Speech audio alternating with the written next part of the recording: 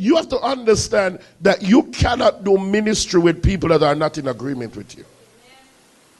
You cannot walk with people whose mentality is contrary to your assignment, because they become an impediment for the anointing. So the anointing cannot flow because you're walking with me and you don't agree with me. Come on, talk to me. We are together, but we are in what? Disagreement. That's why God put people together. Don't let nobody come in your life that you put in your life. Allow God to put you together with people.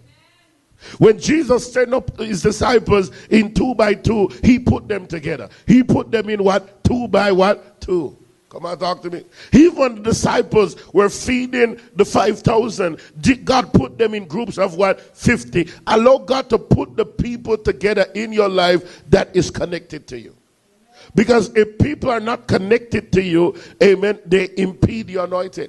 And you can be in a place where you have great anointing, but that anointing is not flowing because you're just surrounded by the wrong people.